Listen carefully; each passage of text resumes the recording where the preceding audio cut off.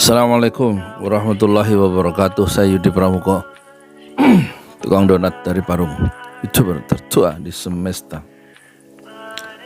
Saya punya proposal mini ya untuk calon wakil presiden. Itu yang jelas asumsi premis pertama, Anies Baswedan itu tidak bisa dikalahkan. Dan untuk menghemat biaya, Prabowo calon presiden yang didukung oleh PBB, didukung oleh Muhaimin, didukung oleh PKB, didukung oleh Golkar, didukung oleh siapa lagi yang kemarin itu PAN.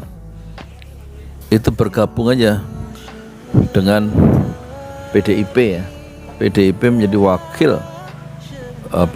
Puan Maharani menjadi wakil Presiden Prabowo ya, untuk menghemat biaya, dan nanti pasti dikalahkan ketika PDIP bergabung dengan Gerindra.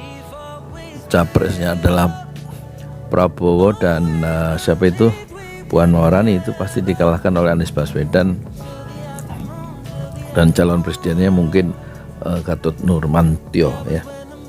Jadi lebih baik begitu untuk membayar perjanjian batu tulis yang dulu Prabowo dikhianati.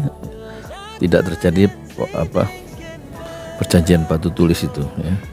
Dan kemudian Ganjar tentu tidak jadi calon presiden, jadi bergabunglah itu Gerindra sekarang ditambah dengan PDIP ya, dengan PSI, kemudian dengan PAN, P3, dan kemudian siapa itu PKB ya, semuanya bergabung melawan Anies Baswedan, supaya Anies Baswedan didukung oleh PKS, Demokrat, dan Nasdem, sehingga langsung satu putaran aja menghemat biaya supaya tidak terjadi pembelahan masyarakat yang tajam sebagaimana yang diwariskan oleh Pak Jokowi kemarin ya, pembelahan masyarakat. Dan setelah terpilih yang menang entah Prabowo atau Anies, itu langsung dinyatakan mulai saat itu buzzer harus hilang. Relawan-relawan ini yang terus bekerja sampai ketika presiden sudah pilih, itu yang bikin bangsa ini rusak ya. Karena terjadi apa ya, proses untuk kemunafikan secara massal ya, menjilat kekuasaan tanpa pandang bulu menyerang lawannya. Itulah pekerjaan buzzer yang dibayar dan memang mengincar kedudukan ya, karena mereka tahu posisinya tidak mungkin jadi menteri misalnya. Jadi lebih baik dua pasang aja. Jadi Prabowo pasangannya Puan Maharani supaya ada kepastian Puan Maharani kok dikalahkan, kok disalib sama Ganjar. Harusnya kan hak historisnya PDIP adalah memunculkan terahnya Soekarno. Jadi lebih baik Puan Maharani menjadi wakil Presiden Prabowo. Untuk tahun depan baru bertarung menjadi calon presiden Puan Maharani untuk next step berikutnya ya. Sekarang biarkan dia jadi wakil presiden Prabowo, dan ini menghemat biaya ya, dan menghemat kecurangan-kecurangan dihilangkan. Terus yang dihilangkan lagi, yang dihilangkan selain Ganjar itu dihilangkan ya, nggak usah jadi calon presiden dulu.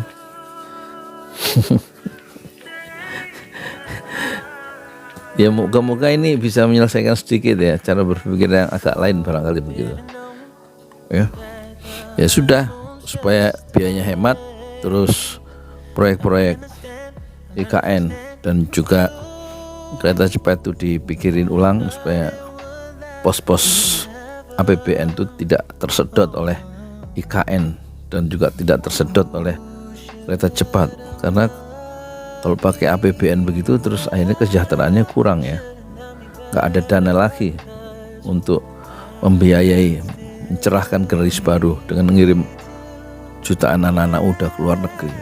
Itu harusnya menjadi prioritas, itu pembangunan sumber daya manusia ya, dengan program menguasai teknologi. 2% dari penduduk Indonesia harus menguasai teknologi tinggi.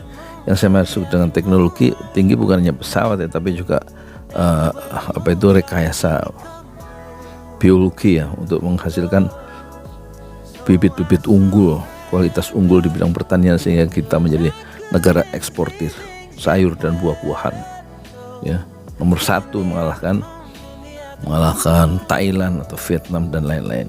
Jadi ada proses added value di tingkat teknologi tinggi, termasuk rekayasa genetika ya di bidang pertanian. Jadi saya kira disederhanakan aja pertarungan satu putaran itu dari antara pasangan Prabowo Puan dan Anies AHY atau Anies Gatot Nurmantio, dan kemudian tenaga-tenaga asing itu diusir ya, untuk kesejahteraan anak-anak muda kita sendiri, dan di sumber-sumber daya alam itu jangan lagi dijual murah, harus dikelola oleh anak-anak muda sendiri yang tercerahkan, suruh sekolah dulu 5 tahun ya, sehingga nanti bisa membangun negerinya sendiri dalam perusahaan yang miliknya sendiri. Jangan seperti sekarang perusahaan-perusahaan itu milik asing dan kita orang-orang Indonesia menjadi kuli di negerinya sendiri. Assalamualaikum warahmatullahi wabarakatuh.